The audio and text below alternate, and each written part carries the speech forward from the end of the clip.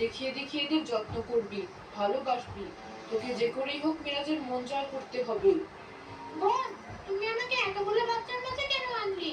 এখন আমাকে পরের বাচ্চা মানুষ করতে হবে। তোকে সবসময় ওদের যত্ন করতে হবে নাকি? যখন মিরাজ বাড়ি থাকবে তখন ওদের যত্ন করবি, যাতে ওর সমস্ত সম্পত্তি আমরা দখল করতে পারি। ঠিক আছে বোন।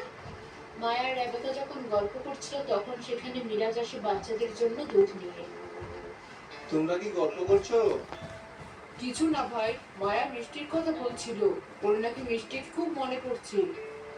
আচ্ছা ঠিক আছে, মিষ্টিও তো আমাদের মেয়ে।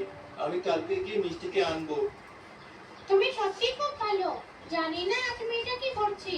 যাই হোক, চলো তুমি আর আমি মিলে বাচ্চাদের খাওয়াই। আচ্ছা, তোরা বাচ্চাদের খাওয়া তাহলে, আমি বাড়িতে গেলাম। বউ, আমি মিষ্টিকে আনতে যাচ্ছি। তুমি আমার মেয়েদের দেখে রেখো।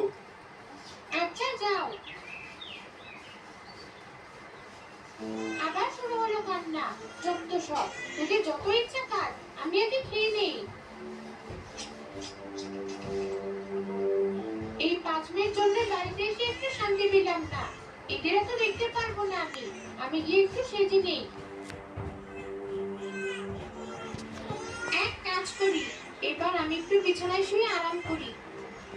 মায়া মিরাজের 5 মেয়েকে সরিয়ে নিজে বিছানায় ঘুমিয়ে পড়ে।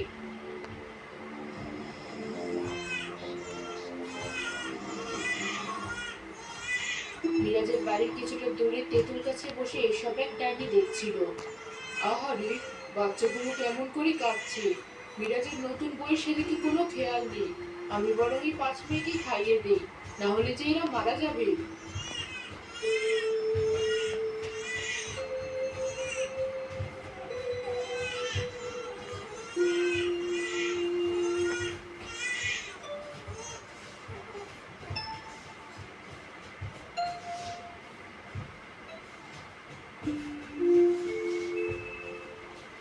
বউ, ও বউ, কই তুমি? তোরা তো ঘুমালি, আমি এখন আসি। তোদের বাবা এসেছে, আমি কাল আবার এসে তোদের দেখে যাব।